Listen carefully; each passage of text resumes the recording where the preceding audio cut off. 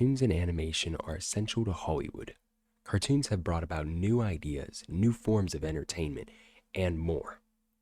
Cartoons and animation have shaped our world in more ways than we could possibly ever imagine, starting way back in 1877 to the present day. This is the story of animation.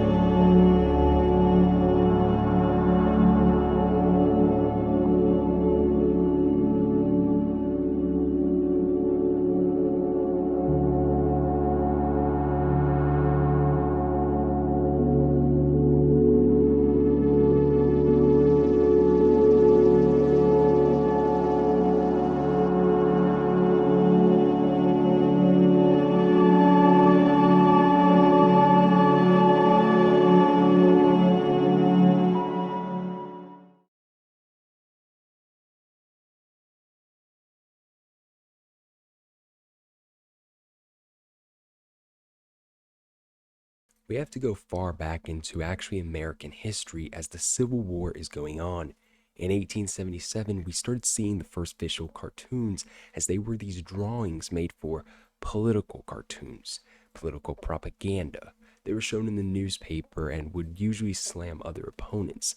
Now, this is a theme that we will actually see prevail on later. As you see, most of these cartoons were hand-drawn and featured in the newspapers. They were to demonstrate the state of America and, as I said already, slam some opponents. The artist behind these cartoons was Thomas Nast, or at least he was the one to start it all. So we could refer to Thomas as the father of all cartoons and animation overall. Now, political cartoons carried on throughout the years, but it wasn't until the 20th century that cartoons had become animated. You see, in 1900, newspaper cartoonists J. Stuart Blackton and Winsor McCay both made a cartoon, The Enchanted Drawing. Now, this was a silent film. Not only was this the first animated cartoon, it was also the very first cartoon to use both humans and cartoons on a screen. Now, granted, this cartoon was one that had limited animators. Sadly, on December 7th, 1902, the father of American cartoons himself, Thomas Nast, had sadly passed away. Going back to J. Stuart Blackton, on April 6, 1906, he released Humorous Phases of Funny Faces, which had more animation in it opposed to The Enchanted Drawing. Humorous Phases is regarded as the first ever animated cartoon since this was the first cartoon released in the United States. Now, in Japan, a new form of animation by the name of anime had begun. This had been estimated to start in the early 1900s, but the earliest confirmed piece of anime is Shinkago Mien no Shippai. In 1919, the first well-known cartoon appeared, Felix the Cat, and even today, he's a pop culture icon. In the 1920s, we really start to see the cartoons pick up and become revolutionary. Take, for example, Walt Disney. Now, Walt was born on December 5th, 1901 in Chicago, Illinois, but in 1923, the Walt Disney Company was created. Walt didn't start with Mickey Mouse or even Oswald the Lucky Rabbit at the time. Instead, Walt did what Walt always does, which is push the boundaries of Hollywood. Of course, Walt was one of the original cartoonists, but he did something incredible. In 1923, Walt worked with Laugh-O-Gram to make Alice's Wonderland. This cartoon was both animated and live action. Now, unlike The Enchanted Drawing, this animated cartoon had a human actually immersed in a cartoon world. That human was Alice. The practice of humans in cartoons would later be revived in the 1960s with Disney's Mary Poppins. Going back in time a bit, on March 2nd, 1904, in Springfield, Massachusetts, Theodore Giselle, better known as Dr. Seuss, was born. In 1927, Dr. Seuss started his cartoons in the comics. Now, Seuss had some political cartoons, much like those from the 1870s. Some of Dr. Seuss's earlier comics, those have been attempted to be canceled, but November 18, 1928 would mark one of the most important days in all of cartoon history and animation, even just the history of cinema. Prior to 1928, cartoons didn't have any sound, and if they did, it would be music. No actual voice acting or sound effects, none of that. All that changed though on November 18th, 1928. Steamboat Willie debuted in the theaters.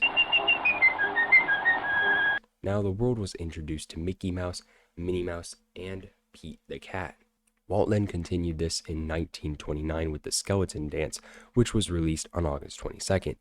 This skeleton dance would actually be the first in many of what Walt called silly symphonies. Over the next years, silly symphonies took off and were introduced to characters like Donald Duck and the Wise Little Hen through these silly symphonies. But Disney wasn't the only one making waves in the cartoon industry.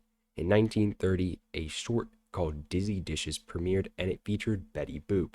Over the years, we know that Betty Boop becomes a massive pop culture icon that everybody recognizes, somewhat like Felix the Cat and Mickey Mouse. In this same year, the first ever Warner Bros. Looney Tunes cartoon would hit, Singin' in the Bathtub. Now, it wouldn't actually feature any of the Looney Tunes characters that we know today. In 1932, that would mark the end of the black and white era. Walt Disney did it again with Flowers and Trees to be the next biggest silly symphony, which would actually introduce us to the colorized cartoons.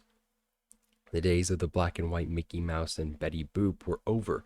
Color was now something that the animators knew how to work with in film.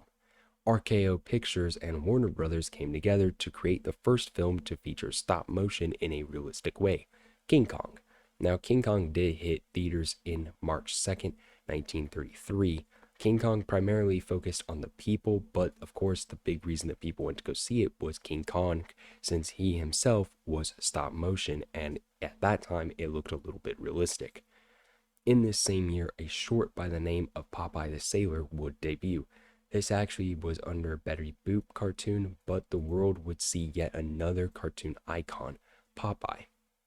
Warner Bros. Still had some strong successes in 1935 with Porky Pig given his debut in I Haven't Got a Hat. This short film was using colored animation much like Flowers and Trees did.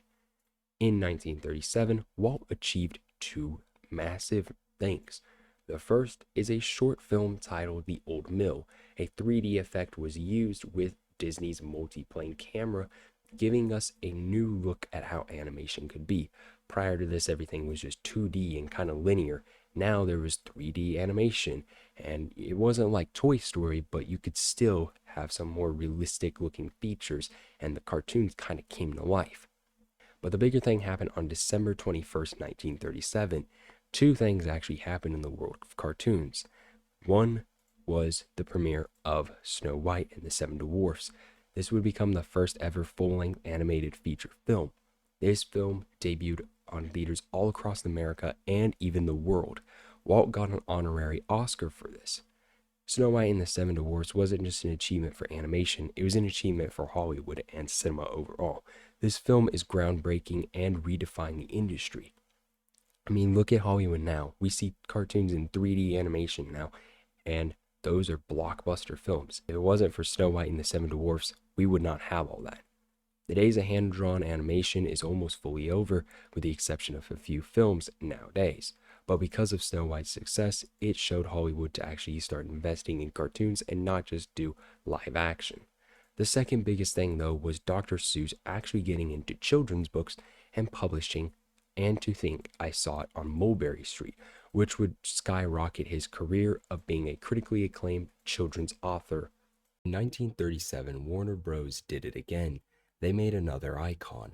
This time they introduced Daffy Duck in the cartoon Porky's Duck Hunt. Over the years, Walt began to step it up in making movies.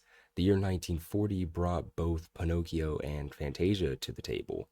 In that same year, Warner Bros. Created their most well-known Looney Tunes characters, Elmer Fudd in the short titled Elmer's Candid Camera, and better yet, Bugs Bunny himself in A Wild Hare. Earlier in the year 1940, a cartoon called Puss Gets the Boot debuted with Tom and Jerry, but this wouldn't actually be under the Hanna-Barbera umbrella. That would come a little bit down the road. In the midst of all this fun was the dark days. You see, on September 1st, 1939, World War II had started. America didn't join until December 7th, 1941, following the attacks on Pearl Harbor. So, what did the cartoon companies do, you might ask? Well, they made wartime propaganda. Disney made propaganda posters at first. It was all coming full circle. You see, the reason these cartoons had started in the first place was to be propaganda for the civil rights movement, and now they were encouraging Americans to enlist. In fact, Walt didn't even profit off of any of the propaganda films, military emblems, or anything else for the war, so it was all free of charge. Disney made this all complimentary to support America. They even made war bonds to appeal to children by having Disney characters on the outside of them. Cartoons such as Diffuse Face and Commando Duck are now known as horrible things that Disney has tried to hide. But if you actually watch these cartoons, you can see the messages of patriotism they tried to push, especially with Diffuse Face. You see, Diffuse Face is now seen as a cartoon in which Donald Duck joins the Nazis, and this is true, but not many make it to the end and see that it was actually a nightmare and not his dream. In fact, he wakes up in America and sees the Statue of Liberty, and he knows that he's finally safe. Disney not only made propaganda cartoons to help people enlist, but they also made some for the home front. This means they would encourage bonds and other things at home. Now, what you see here is a Dr. Seuss political cartoon. You see, it wasn't just Disney who did the political cartoons, Dr. Seuss did it as well. Even our friends over at Warner Brothers made some with the Looney Tunes. In the midst of the war, Dumbo was released in 1941, and in 1942, Bambi was released. Nominated for 3 Academy Awards and was put in the Library of Congress under National Film Registry. Now, initially, Dumbo, Bambi, and Fantasia were all box office flops, but nowadays these 3 films are big name movies and very important to Disney. It was just all the timing. The war was going on, people didn't want to go see the movies. There was a movie that Disney has hidden nowadays that was actually pretty big in this time as well, Song of the South. This film combined both animation and live action in 1946. As the war neared the end, the cartoons were back and they took off. From 1944 to 1964, the Looney Tunes were unstoppable. They were extremely popular, making new lovable characters constantly. This is now known as the golden era of Looney Tunes. But before we go into the 1960s, we have to take a look at what everybody else was doing in the late 1940s and 1950s. To start off, 1950s, Dr. Seuss had a story translated to a short film by the name of Gerald McBoing Boing. More importantly, on March 4th, 1950, Disney released yet another classic, Cinderella. Then on February 5th, 1953, Peter Pan was released. June 22nd, 1955, gave us Lady and the Tramp. Disney was just producing classic after classic. Up until this point, we have only seen one form of stop motion with King Kong, but in 1955, stop motion would become a full-on animated series with Gumby. Gumby was on air from 1955 to 1969. Gumby would be known as the biggest stop motion and claymation forms of entertainment in really history. Then in 1957, the Rough and Ready show premiered, setting Hanna-Barbera on the map. Even though back in 1940, Tom and Jerry were shown to the world, it wasn't until 1957 that they would be distributed under Hanna-Barbera. At the very end of 1959, anime came back in a very big way, with the first full-length feature film being Magic Boy.